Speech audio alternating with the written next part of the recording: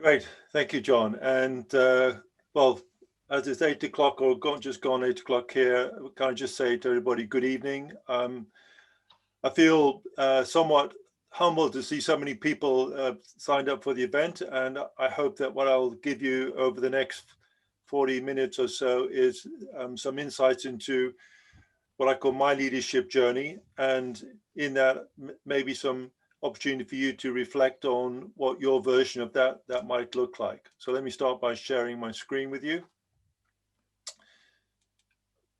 And I hope that you can all see that. So I'll talk a little bit about my background as we kind of go through the presentation. But suffice to say that I spent 30 years in the military. 25 of those years was with UK Special Forces, and I'm a Royal Marine by background, and I'll tell you a little bit of the story of how I got there as we go through the presentation. So to start with, I came to England in 1971, 17 and a half years old.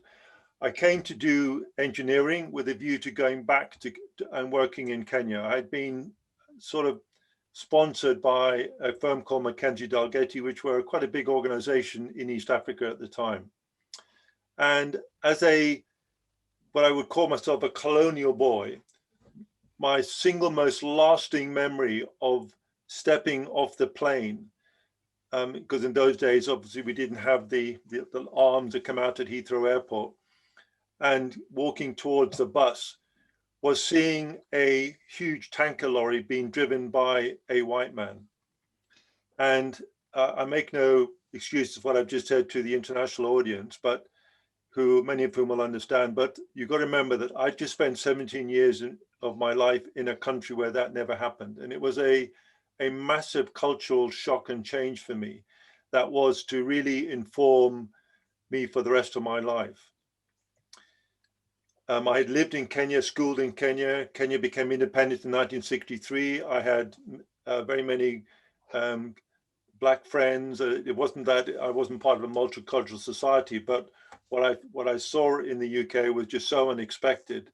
And it was, as I said, it was something that was a lot of memory that would stay with me for a long time. And in fact, partly because of that, after I completed my 5 years in engineering, I made the decision that I wasn't going to go back to Kenya to work, that actually I was now English and British based, and I now needed to find a different career. And I ended up deciding to leave working in a factory because I couldn't see myself doing that for the rest of my life. And maybe taking my engineering qualification and seeing what I could do in the military. So having gone to the REME, Royal Electrical Mechanical Engineers, the Royal Engineers, the Navy Engineers, I ended up becoming a Royal Marine. Long story how that happened, and probably for a different conversation. But this quote, which is a quote that I use often if I'm working in businesses or if I am working with senior leaders, is based on the fact that when I look back at my career and think about who was the person that most exemplified for me the leader that I was to become, that person was a man called Tom Smith, who was the factory foreman in the company that I worked as an engineer or trained as an engineer in Derby between 1971 and the end of 1975. And I can remember seeing the way that this individual treated people, the way that he behaved in every sense, as someone who I can remember thinking to myself, you know, I want one day to be someone like Tom Smith.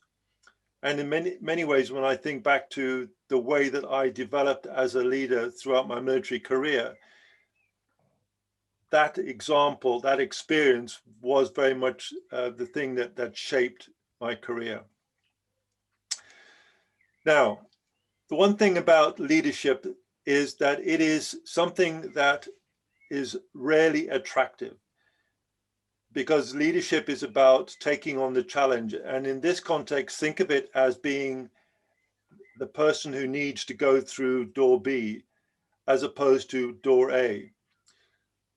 Door A is a door that is always open. It's normal reflex action. We do blindly things that we would normally do.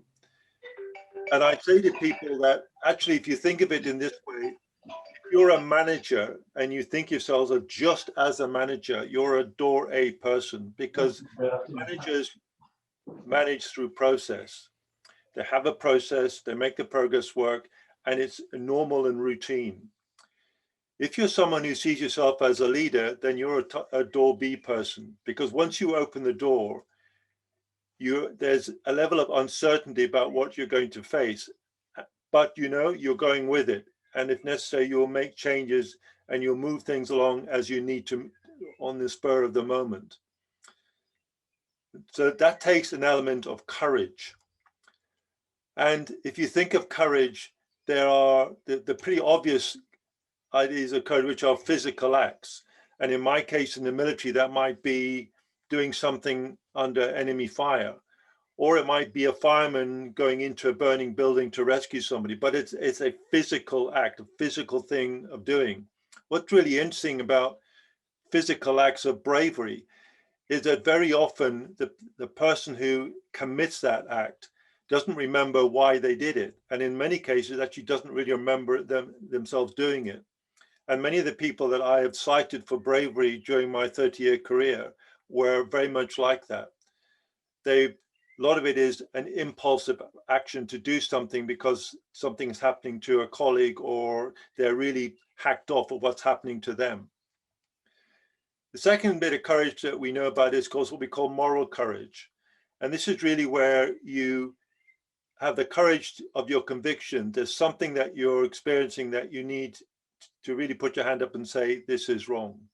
That's what we understand by moral courage. And then there's psychological courage. And psychological courage is really that bit that leaders really require.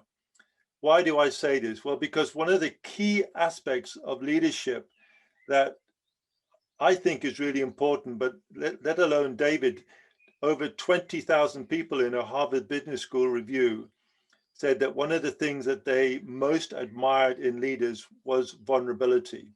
And to be vulnerable requires psychological courage. And why do I say this? Well, first of all, if you think about it, it's a willful, intentional act. You will have thought about it before you have done it. If I'm going to share something with you now, and there's 46 of you on this session, and I'm going to share something about myself that's personal to myself, which I've just done, by the way, talking about the story when I landed in England, that puts me in some ways at risk. So I will have thought about it, and I will have done it after thinking about it, and I will have recognized that it has risk. But ultimately, I'm primarily motivated by good. So admitting a mistake, for example, is a vulnerable act. And as a leader, it's one of the things that is most required of us, is to recognize our vulnerability. And it's something that I think in poor leadership is what's actually missing. So I want to share this very quickly with you, then we'll move on to the more interesting stuff. This is the model I developed talking about courage and in business. And I'm very happy for Charlotte and team to share the slides with you afterwards, by the way. So there's no need to take any notes, I think. And I don't have any particular copyright issues. If you wanted to use it and share it, then please do. But in the sense in business, it's about strategic courage, which is that vision, being decisive, resourcing your commitment, and being committed to what you're doing. And moral courage is that bit about challenging yourself, making sure that actually, whilst we want to continue and maintain momentum, we are also willing to change. And the 4x4 boxes speak for themselves. Without moral strategic courage, you have failure. Without moral courage, but plenty of strategic courage, essentially you're becoming very directive, you won't change, and you're stuck going only one way. If you have loads of moral courage but no vision, then all you're doing is likely to do is to reinforce failure. And really what you want to do is to be able to have the balance between moral courage, strategic courage, strong leadership, vision, and a commitment to challenge the norms and yourself.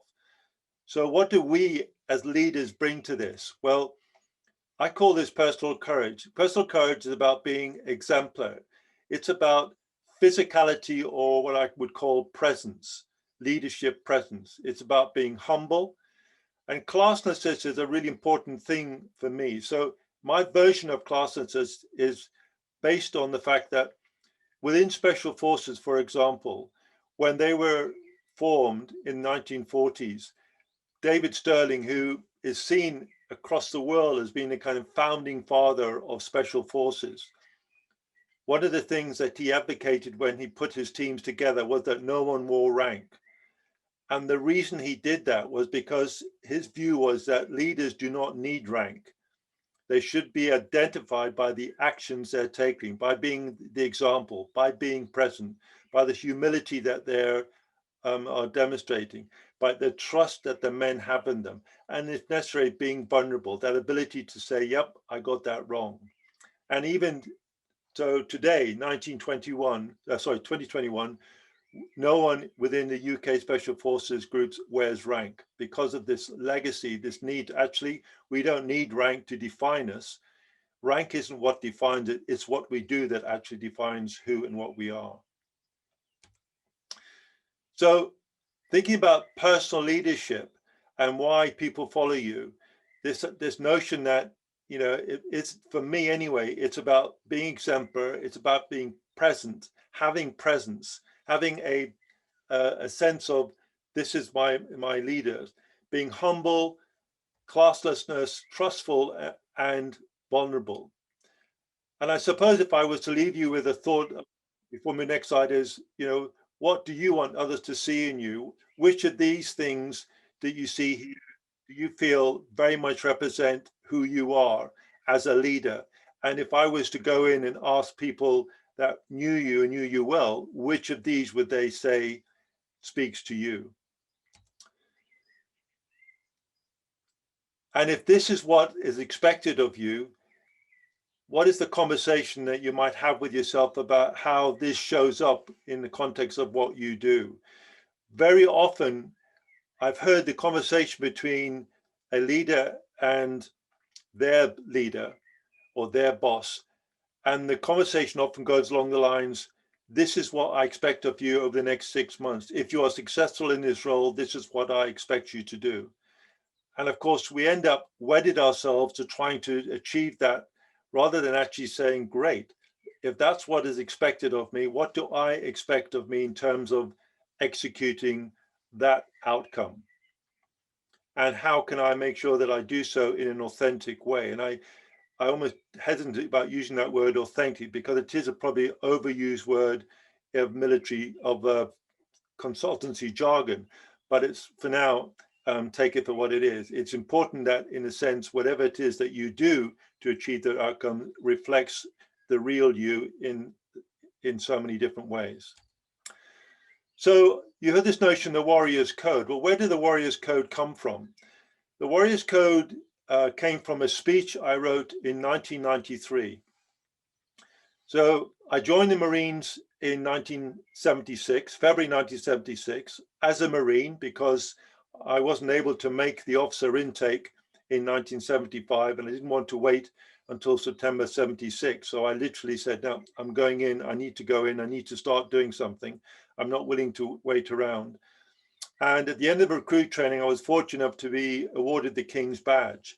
King's Badge was a badge presented to the best recruit in training and goes back to 1918 when King George took a pass out of Royal Marines going off to war.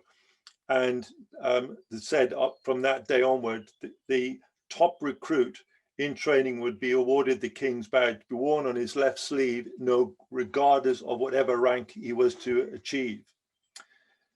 2 years later, I was commissioned, and again, very fortunately, some people would say it was a poor intake that year, but nevertheless, I was awarded the Sword of Honor for being the best officer of my year.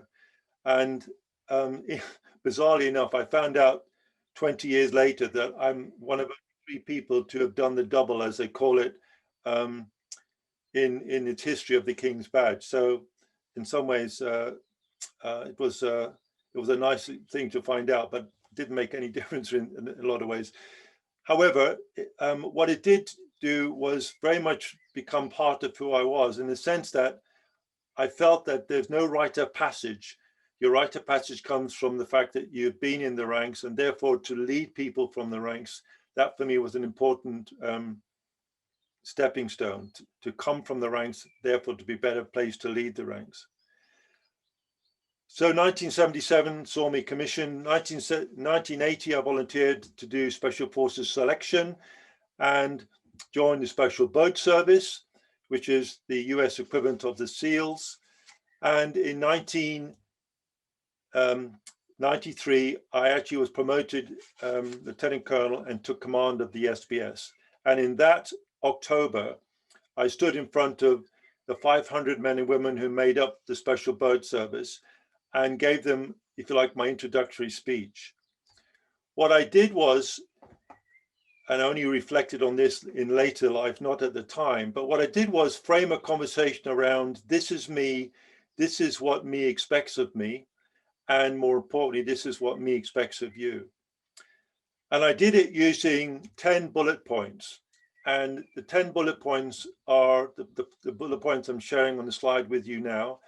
And I'm going to take each one of these and talk a little bit about what the intent of was in my conversation when I spoke to those men and women, but also give you some insights as to what I believe might be of relevance to you in your role in business as leaders of your businesses, or indeed just as someone who's leading themselves to be the best that they can possibly be.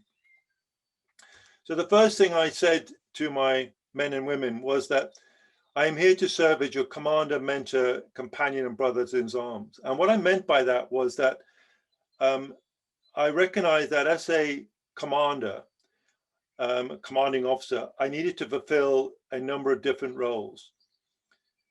I was obviously the commander. I was obviously going to be someone who would mentor and grow my officers under my command, but also the senior NCOs under my command. I would be the companion that would be there for them when there were difficult things or difficult situations. But what's most important, I was one of them. And I suppose what I have understood that in business, we sometimes don't necessarily recognize that there are many things that we need to be able to do in that leadership space. You might be coaching, you might be mentoring, you might just be someone that's there to listen to a conversation because they feel like having a good old moan about what's happening. And these are all different aspects of leadership. And the other thing I learned is it's very true in the military, but it's also true in business. Leadership is not something that you do when you're at work, and as in from 9 o'clock to 5 o'clock. It's something about who you are, and it stays with you constantly. It becomes part of who you are and how you show up, not just in your business suit or business dress, but actually in everything that you are and do. The second thing I said to them is that when we are facing the enemy, I will be in your front. When the enemy is behind us, I'll be watching you from behind. And what I meant by that was not that I was going to be the gung-ho general leading them in every battle, because reality is that's just not presence. And by the way, that's pretty stupid. The reality is it's about presence. And in the sense that when they were, as they were on many occasions, thousands of miles away from me conducting operations, the fact was that they knew that their boss had their backs. Their boss was looking after them, and it was creating that message in that environment in that way.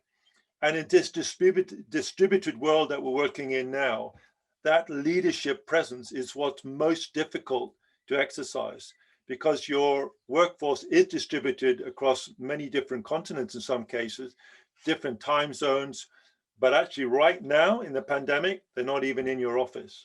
So how do you create that presence, that leadership presence? And the way that one of the ways you do that really is by that ability to communicate with them in a regular basis, that they see everything that they're doing has, in a sense, you written all over it in that sort of way. Third thing I said to him was, I would remind you that each of you are responsible to and for one another. you must ensure that I remember that I'm responsible to and for you all. And this is obviously about the teamwork, right? In a sense, you might think, well, that's pretty self-obligatory. But actually, when you think about that bit I've underlined up the top there, responsible to and for you all. So as a leader, I'm responsible to you. And as a leader, I'm responsible for the team. So in that accountability, I want you to hold me accountable for what we're doing. And that means I must be open to that vulnerability. I must be open to feedback. I must be open to comment. I must be open to the messages that you're giving me. And I must, in a sense, demonstrate that accountability through that level by being vulnerable, by accepting that sometimes I won't be right, but that actually in making that change, if necessary, I thank you for the input that you and support you've given me on that journey. The fourth thing was about loyalty, integrity, and trust, which for me is a red line. It's not a line that you can cross. And these really are the pillars of leadership. Leaders are expected to be loyal. They're expected to have integrity. And most of all, they expect trust. And as a leader, you will have to place your trust in your leadership team and your leaders and your men. And I found that that was probably one of the most difficult things to do. And there were occasions when I was unfortunate that that trust was betrayed. But I also learned that in that betrayal, I had to basically very quickly learn to move on and replace my trust in them, because without trust, nothing happens. And that was hard in a lot of occasions. But as I said, trust is the cornerstone and one of the pillars of leadership. Look, in the military, there's nothing short of professionalism if you want success, because there are no runners up in our business. And in some ways, this also is in the business world about brand, okay?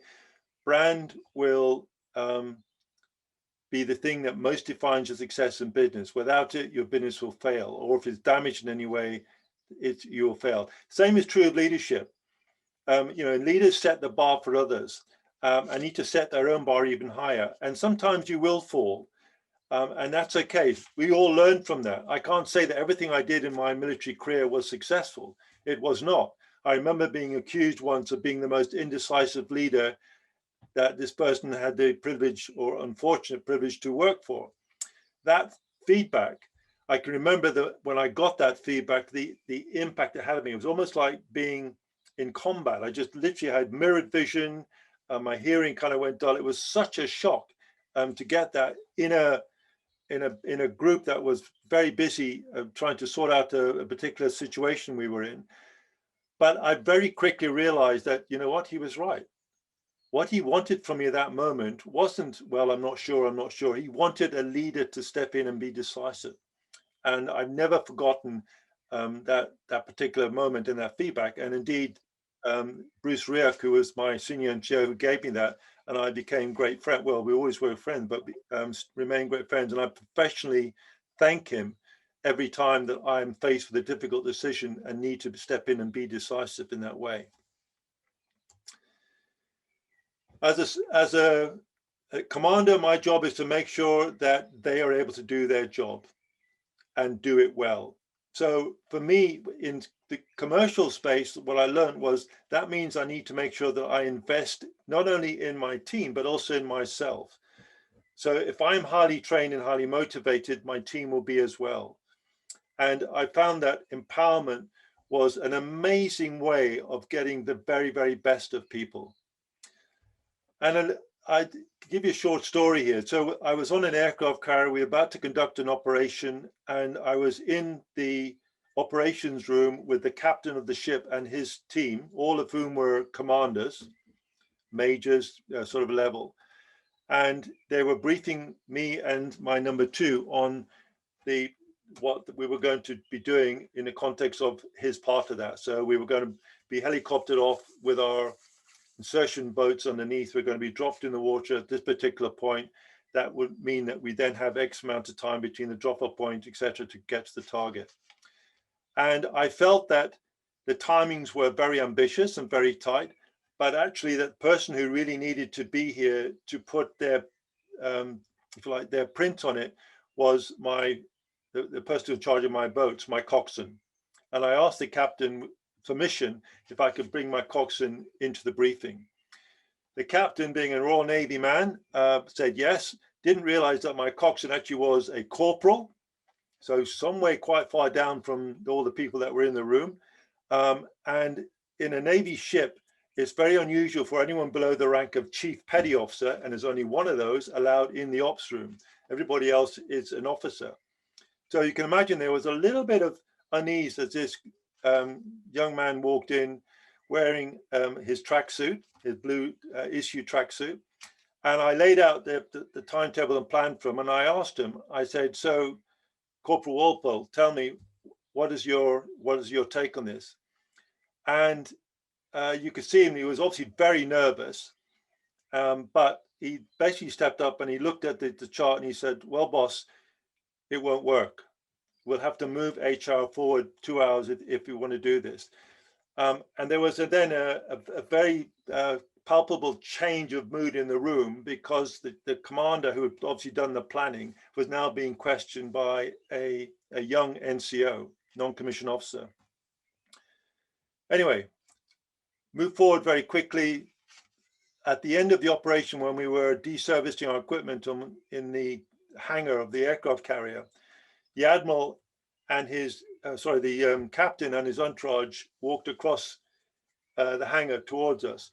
And my team I was facing the helicopter, my team were looking at me, and we're all deservicing equipment. And one of them looked up and said, boss, you better look out, looks like trouble's coming your way. And I stood up, and up walked the captain, and I fully expected to be given a robust telling off for the embarrassment that was caused. But I was hoping that he would be a little bit humble and recognize that actually we achieved great success and we worked to the changed timings. And actually what he said really surprised me. He said, Captain Hopley, I want to thank you for a lesson in humility. And as a result of what you did up in that room, I'm going to do things differently on this ship. That captain became First Sea Lord, Admiral Sir Mark Stanhope, and a lifelong friend, and a very successful First Sea Lord he was too. So really, thinking about empowering your people has amazing effect, not only just on them, but in others around them when they are successful. This is really important for me. It's about recognizing that when I ask someone to do something, I do it because I think they're the best person to do it. I don't ask them because I can't be bothered to do it. I ask them in many cases because I may not be able to do it, but I'm willing to give it a go. And I've learned in life that, and particularly as I got higher in the services, that I will never, ever be a subject matter expert in everything, let alone a few things. But I will always learn who are the subject matter experts and how best to use them. Now, many of you in the financial sector are subject matter experts in your particular field, but in a broader sense, there may well be people who have as equal, if not better, expertise.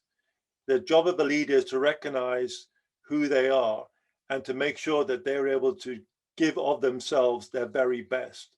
So it's creating that environment and that vulnerability in yourself to recognize, I don't know enough about this to do this, but I know someone who does, and giving them credit for that.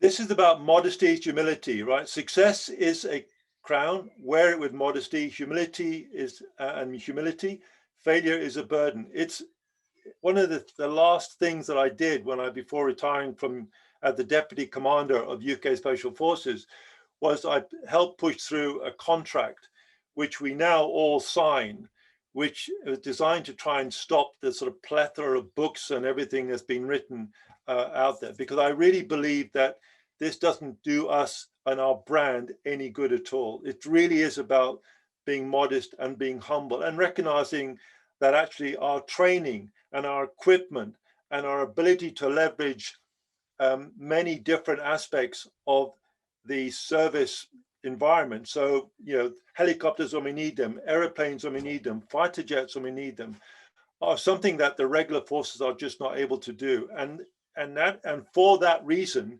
we are successful. But we shouldn't boast about that, because our success is based on our ability to help them achieve what it is that they're going to do. So arrogance does kill performance. And, this idea that actually, if you are failing, it's probably because I'm failing you. So let me go back and think about what it is I need to change to make you successful. And you know what? If you ever tried pointing a finger at someone, just try that and you'll recognize straight away that there are 3 fingers pointing back at you. So that's always a good reminder, actually, that failure is first and foremost a leadership responsibility. Then penultimately, I talked about them being an asset, and that their families, when they were away, became my family. Really, really important during my tenure in the SBS. I lost 4 people during my tenure in office. One of them happened to be married to a lady that I had knocked on the door once before. So she now lost a second husband. And that was probably the most challenging moment of my command. And we stayed friends ever since, but in that moment, she probably hated me more than the devil himself. But families are an aspect of something that every one of us cares about. And if you think about it in your context of the people that you may have influence or responsibility for, what motivates them? What are the things that they care about? And how can you support that? What are the values that drive them? And how can you ensure that actually looking at the things that they do speaks to those values? Where people are best motivated is if they are motivated to do things that really is part of their value system. So the challenge in leadership terms is find out what they were, find out what drives them, what they care about, and then utilize that to get the very best out of them. And then finally, recognizing that leadership is a privilege, really is. You can say you're a leader, but actually you can't lead unless the people that you lead give you the privilege of leading. And one of the things that I often talk about, or when I'm working with clients and particularly coaching clients, is that when clients tell me that they've been promoted into a leadership role, my first comment to them is, you've been promoted into a role where you're required to lead. So let's think about how you as a leader can achieve, gain the privilege of assuming that role, and how as a leader you can actually show up. Now, all that, did I get it all right during my time in office? Nope. Did I learn from that mistakes? Absolutely. And what is the relevance today? Well, interestingly enough, when I left the military, retired from the military, I joined Goldman Sachs. And when I joined Goldman Sachs, I had 27 interviews. And I learned over those 27 interviews that people in Goldman were paid an awful lot of money. And more than that, actually, it was people in the businesses side of Goldman, client-facing side of Goldman, that were the well-paid. So when I found myself working in HR, I struggled a little bit because it wasn't quite where I thought I would be. On the one hand, I knew a lot about leading and leadership, and that's what they wanted from me. But on the other hand, actually, what I wanted to do was to go working in the business because that's where I felt I could earn a lot of money. And I lost my way. I allowed myself to be led by this sudden appetite that, wow, I can earn a hell of a lot of money here. And actually what I had allowed to slip were the very values and things that I just talked to you about. And in a conversation with my wife, it was Christine who brought my speech out that I written in '93 from my little drawer where I keep all my sort of military memorabilia, and put it on the table and said, the person that I'm looking at now working for Goldman Sachs would never have written something like this. And it dawned on me then that actually I was betraying that person. I was betraying the person who wrote that speech. And what that then drove me to think about was, okay, if I really want to be that person, how am I going to show up in this corporate world and be successful? And I came up with a warrior's code. And what this was for me was about a way of being that spoke to who I truly was. And I took the cue for the warrior code from the speech I've just shared with you. And my warrior's code is, I want to make sure that I aspire to be a role model in every sense, not just the way I am, but also the way I dress, the way I behave, and the way I treat others. And this goes back to who? Tom Smith. Way back in 1971, the man I met, he was that role model. And he was the leader that I always wanted to become. So in some ways, it was about aspiring to be that role model and seen as a role model by the actions and things that I do. I wanted to continue to do what I do well, which is to empower people to get better and to grow, because I know how rewarding that is for them, but it's also very rewarding for me in any leadership context. I wanted to make sure that I never asked someone to do something that I wasn't willing to do myself. Doesn't mean that I could do it, that I was good at it, but it would just mean that, you know what, I would give it a go. But I recognize that actually this person would get much more benefit from doing it. And you know what, it's probably better at it than me. I wanted to make sure that I gave people credit for what they did well, and particularly ensure that because they made that happen. Okay, and then obviously you wouldn't be surprised to see at the bottom of my code this the concept about being loyal and totally honest with your people. Now, does that mean that I can't make people redundant or I can't fire people? No, but it doesn't mean that you have to be disloyal, and it means that you can be totally honest, because those two things are the things that underpin people's trust in you. So if you think about this as a brand, this is as being kind of David's brand, and ask yourself, what would your brand or what would your version of that be? One of the things I get some of my clients to do is I give them a mirror and I ask them to look themselves in the mirror and sit there with them. And I say to them, say, what do you see? And it's an interesting exercise, because at first there's a lot of kind of hesitancy, they're not sure what you mean, etc. But over time they sort of move towards then talking a little bit about what they would like to see. In other words, what others see in them. And we come back to this thing for me, what around personal leadership. Is this person that you're looking at the example? Is this person looking at, does this person have presence? Are they humble? Are they classless? Are they trustful? Are they vulnerable? And in some ways, helping people understand, okay, well, how do I start this conversation with myself? Well, think about what's the impact you make every time you do something or meet somebody? And what is the impact that you had intended to make? Are they the same? When you greet people, you recognize, how do you do that? But equally, and perhaps more importantly, what about the people you don't recognize? How do you greet them? And do you do it in a way that gives them an impression of who you truly are? There's a great book called Strategic Acceleration written by Tony Geary, and he talks about your ability to persuade others requires a persona that is based on your own values. In other words, whenever you meet anybody, you create an immediate impression with them. What is that impression? So if you were to think about in this context, what is your version of your the warrior's code, and to what in context would that be, or could you think of it as being your brand? And why do I say this? Well, because the whole thing about leadership is that it's you. Leadership is about you. It's about me. It's about you, the individual. And you can be anything you want to be, because it's about the choices that you make in that context. And finally, if I just leave you with a thought, Edmund Hillary talks about, it's not the mountain that we conquer, but ourselves, which I think is a wonderful aspiration. But the thing is that if you think about it, leadership takes courage, and courage is a door called vulnerability. If you open it, you'll feel truly be home. And why do I say that? Because the real you will show up in that moment.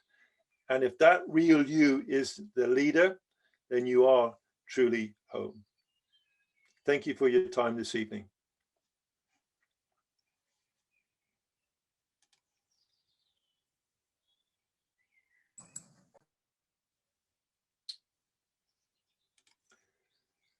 So I'm trying to stop sharing. So hopefully, good. Yeah, there you go. Thank you. Whoever helped.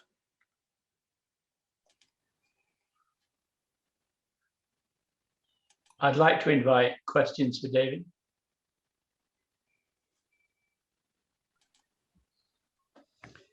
Can I ask, David, what is the your greatest personal disaster in your military career? Ooh, personal disaster was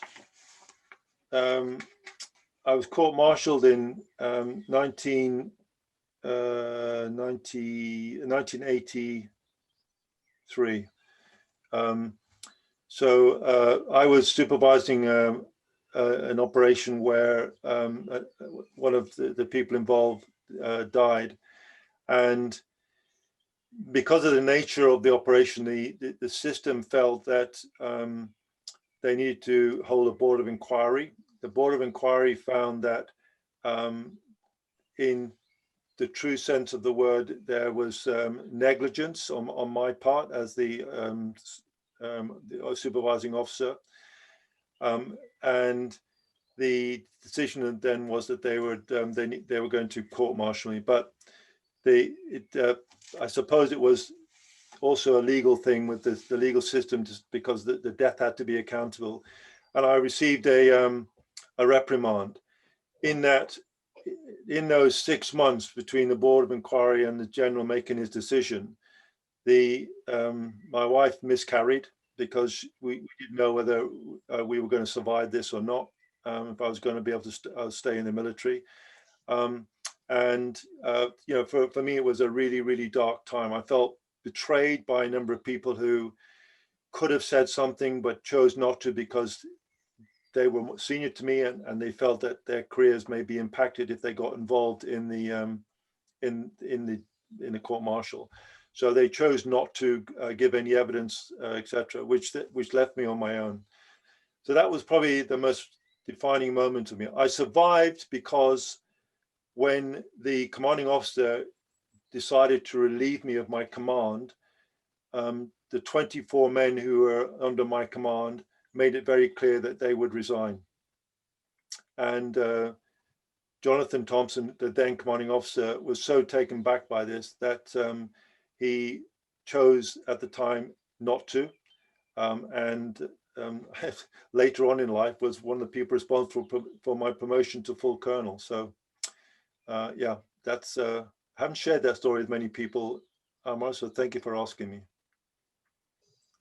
Do you think that has actually then gone on to spur your kind of warrior code from that experience? Yeah, the last bit there about loyalty and honesty, and indeed in many things that since then throughout my career, that level of loyalty, honesty, and trust has been, it all stems from that experience. And the other comment about recognizing that when I talk about the enemy being in front, in front of us, I'm in front of you. That's where all that comes from. So that speech I gave in '93, 10 years and a bit later, is really based on those experiences that I had in coming through the ranks and to eventually become a lieutenant colonel. Because I truly believe that we are shaped by our life experiences, each of us, every one of us. And those things are what truly shaped me.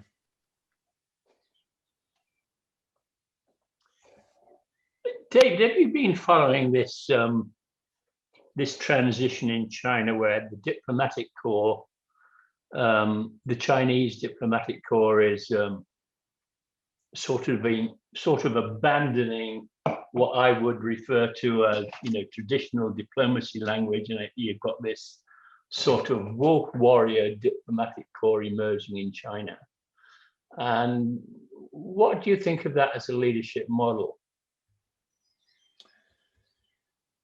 Well, that sort of model only works when it is underpinned by a system such as the kind of dictatorship system that exists in China today.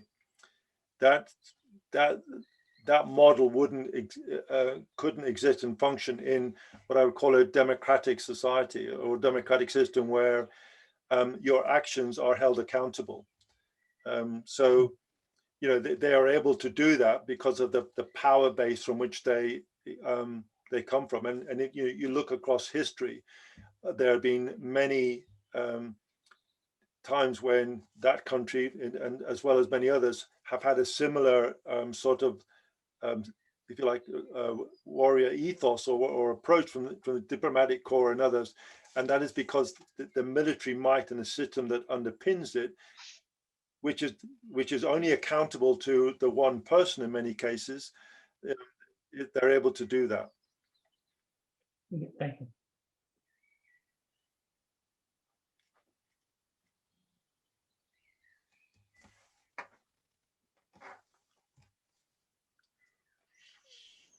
Other questions for David? Yeah, David, hi. Ralph, I'm interested in the concept of empowerment and how you ensure that by empowering people, you're actually going to get the results that the team or the organization is aiming for. And how do you put across what you want achieved without then disenfranchising those people and taking away their empowerment?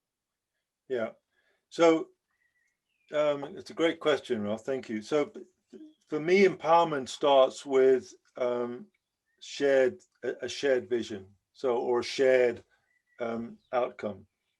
And if I'm able to bring a person into a conversation where they are able to contribute to the discussion about what that outcome actually looks like, then actually I've already started to empower them, because they're already now starting to engage in that conversation and are then, if you like, committed to that. So that's in some ways, in many cases, the easy bit. The harder bit is then recognizing that also brings with it a level of accountability. So that bit is really, in some ways framed around delegation, and to the level at which you get comfortable with delegating, and the level at which you get comfortable with them needing to report back to you the things that they're doing in support of your agreed outcome. And the more that you're able to build that level of trust with them, and are comfortable that they understand what it is that you collectively are looking to achieve, and the outcome that you're looking to get from that, then the more autonomy you're able to give that person, because it's very clear that the outcome that we're looking for is shared between the two of you. So the one thing that very different in the military today than the military in the past was that very rarely now is planning done in isolation. Planning is about who are the people that are going to do this, and who are the people that need therefore to be involved in a conversation about what it is that we're going to do. And now, in the end of the day, not everybody is going to like what it is you're going to do, because some people have a different view, and it will be maybe at odds with you. But the fact that you have engaged with them in that process in many ways disarms them. They will have felt heard and will have felt that they've been able to contribute. But so long as we can get to a point where we're all agreed of what the outcome is, then actually we're able to move forward as a unit. So for me, empowerment really is about recognizing the transition in that discussion, in that action, from what's the word I'm looking for? Sorry, what I would call directive instruction to autonomy. Direct instruction isn't the word I'm looking for, but I can't think of the opposite of autonomy right now. Sorry, but it's essentially giving that to the point, and there's a line then which you go through. So at what point in that is that person? Where are they on that line, and how do you move them along that line? And you know, and occasionally it'll be just the level of reporting that's required from them until you feel comfortable that their things are happening and absolutely right on track, and then actually you're able to then to step back and let them get on with it. So sorry, just picking up on that last point, the level of reporting from them. So talk about how you manage that process, or how you set an expectation with them that they're going to report back to you on a regular basis. What sort of thing are you looking for them to tell you? That's what you need to tell them, right? So you know, if they and I'm not a financial expert, so it's difficult to draw an example. But if they're doing an activity which you've agreed an outcome on, then you know, do you want to hear from them once a week? Do you want to hear from them in a personal one-to-one on Zoom or whatever medium you use, or are you just happy for an email? Or if you're working face to face, you know, how do you want to set that up? And then having an agenda for those catch-ups, for those interactions. So what progress have you achieved since our last meeting? What are your progress are you hoping to achieve before our next meeting, and where are you taking risks? Would be just say or challenges would be just a very loose agenda, but framing a discussion along that, and then determining at what stages do you want them to report into. Now, if you're doing a project, that's simple. You can frame that around milestones. In other things, you just need to figure out what that equivalent of is, and then how you actually want those meetings, how often you want them, and then putting a kind of loose agenda to it. So one of the businesses I'm working with at the moment, they're doing monthly reporting, and they're using what they call a 6-up chart. So top left-hand corner are the objectives. Top right are what they've done in the last month. Middle box is where they're taking risk. Middle right is the priorities that they're going to work on over the next month. Bottom left, what support I need from others. Bottom right, what support I'm giving to others. So even if the conversation is very brief, at least the leadership have oversight in more detail if they need it. Okay, thanks, David. Thank you.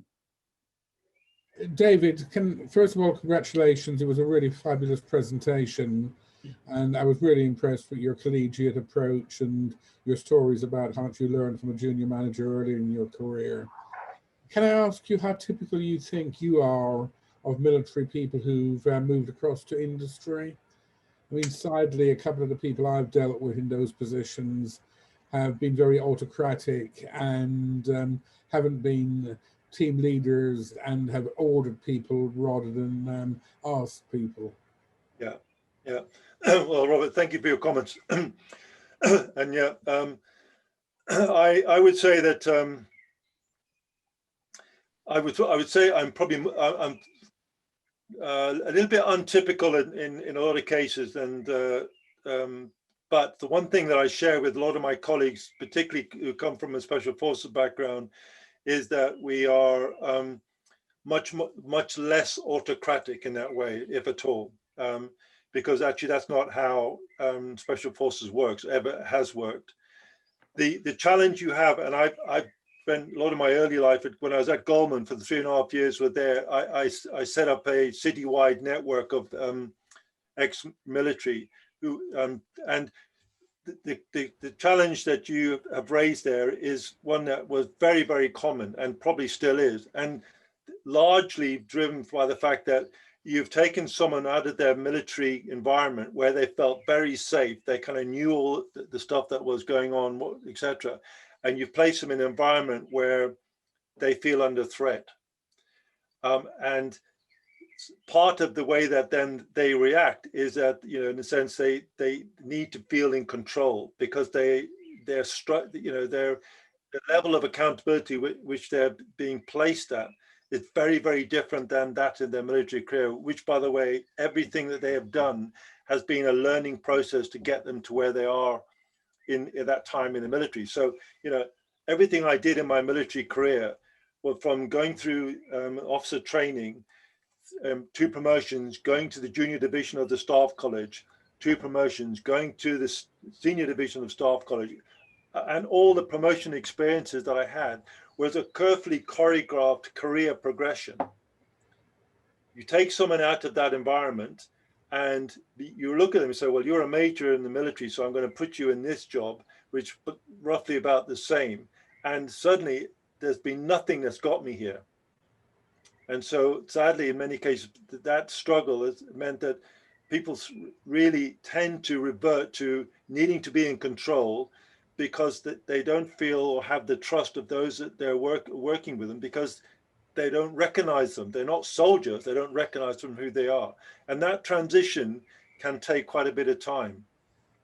So I just offer that as a reflection. And it's one thing that I know that a lot of organizations are aware of and are, you know, because actually they bring with them a lot of good leadership. We've just got to figure out a real good way of making it work in the environment that they're in. Thank you. I have a question. David, can I also just... I'm sorry. I had a question about the military. I heard that some military allow the subordinate to question or challenge a superior. That's a common concept there. Does that disrupt the outcome of the process? Is that something that you've seen before, and how would that work? Yeah, so I think Vivian, Is it good? Sorry, I think Vivian, there's a clear distinction between someone challenging the leadership, and I think that would be something that even I would say is a red line, or someone that is involved in a decision, a planning, for example, and might challenge some of the assumptions. So just so that they have clarity about what it is that they're being asked to do. And that for me is perfectly normal. I would expect, you know, if I was putting people in harm's way and there was, for example, any cloudiness or uncertainty about what the rules of engagement might be, for example, or what happens if this happens or that happens. And I would absolutely encourage them to challenge back, because I want to make sure that when my men and women are in harm's way, there is no uncertainty about what it is that they're expected to do, and they're able to operate within the legal framework of the environment wherever operation we're in with confidence. So I think challenging that is perfectly right. I think challenging authority is not. And there's been a lot of talk in the UK about unionizing the armed forces. My goodness, I really, really hope that never happens, because we're on a slippery slope if it does. But there we go. Thank you. David, you were talking about, you've talked about leadership and about how you deal with your subordinates and how you empower them and try to get the best out of them. But not, you know, all leaders also often have people they report into themselves, be it in the military or be it in industry. So how have you dealt with situations where people you're reporting into are maybe not as enlightened as yourself in dealing with people further down the line? Yeah. My goodness, you seem to have got opened my black book of questions, Amar. But yeah, so I've had occasions where I've worked for some pretty awful people, and that's the kind of nature of the job. And fortunately, the worst of those was someone that I reported into, but I didn't have any reports underneath me. So even though I was quite a senior guy, and you know, I learned to, because this person was never going to take any feedback, and certainly took all the credit for everything we did. And I learned to survive, because I knew that in an ultimate amount of time, I came into that role. He'd already been in post a year and a half, 2 years. I knew that he would move by the time I'd gone halfway through my tour. Where I've had occasions where, for example, I've worked for good generals, but I've had fundamentally disagreed with them over something, then I've been fortunate enough that those generals have listened to me. Now, one example was in 1994, the general I was working directly to said that we are, ourselves and my sister organization in the West Country, we are going to break our selection processes down, and we're going to form one selection process, just one process for both organizations, which was almost a fall on your sword conversation, because we would need, and my opposite number would need to let go of what we, and I apologize if this offends anybody, but what we would call sacred cows in terms of our individual organizations selection process. And I remember arguing, in fact, both of us did, my colleague as well, from the other organization, argued with the general, and he was absolutely adamant, you know, and he listened to our arguments and he pushed back, etc. It was all very politely. And in the end of the day, he just turned around and said, right, have you finished? And he goes, yeah, right, make it happen. And I want to know what you're doing by the end of this week. That was on the Monday. And, you know, we kind of sort of, we did make happen. But I have to say that was, when I look back, that was really tough, because I had to go back to the organization and tell them this was going to happen. And I end up with resignations. You know, it was almost a red line for a lot of people. But it was probably the best thing we ever did overall.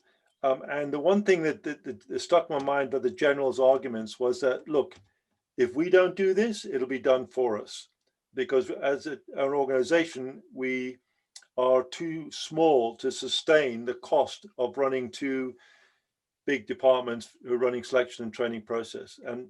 And you know, we're competing against each other when we should be competing for each other. So, yeah, an enlightened decision by the general, but at the time, you know, one that was really, really difficult to deliver. And what I admired most about him, now retired General Sir Cedric Dells, was that he was there for us. He would literally come down and help us when we were really struggling, when we felt the ship was wobbling and we were losing everything because of this.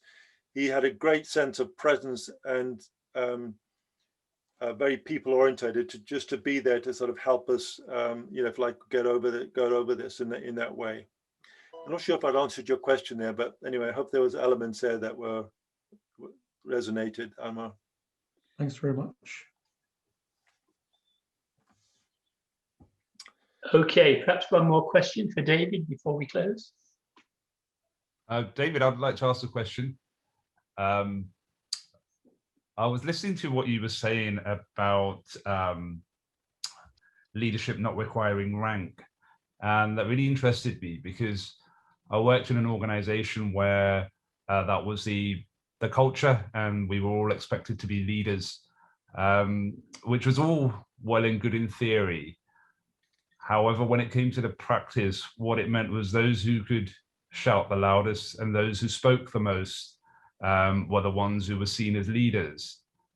But that didn't mean that everybody was being consulted within the business, and a lot of bad decisions were being made purely because the people who spoke the loudest were listened to and their ideas were acted upon.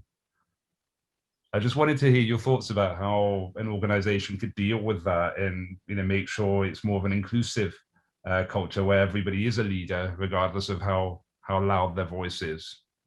Yeah, I think it's a great question, Denise, and good to hear you on the airway. So you remember the reason that in the military, in special forces, the historical reason why rank isn't worn is because David Sterling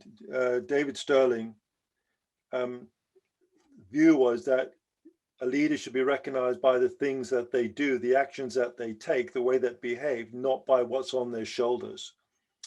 And in business, you know, the difference between leading is not the fact that you wear a suit or you have an office. It's actually the things that you do that define that leadership. So if there's an organization that, you know, rightly wants to promote this culture across its workforce where, you know, people are empowered to lead, then it needs to be very clear about how they underpin that. What are the values that they attach to that leadership? And, you know, it's not about being the biggest voice in the room. It's about being the most inclusive voice in the room.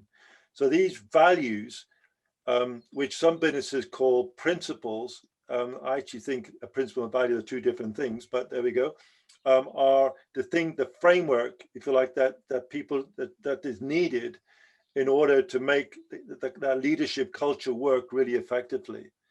And included in that is the value or culture of feedback. So if you're not getting feedback, you can't grow. If you're not getting feedback, you can't improve. If you're not getting feedback, how the hell do you know that you're not doing things the right way? So how do you create the psychological safety of it so that people are empowered to give you that feedback? And if people are being loud, verbose of that, a culture of feedback will be the thing that will, if you like, in a sense, call them out, and they'll be recognized for what they are. You know, definitely not leaders. Thank you. Thank you. Thank you. Great answer.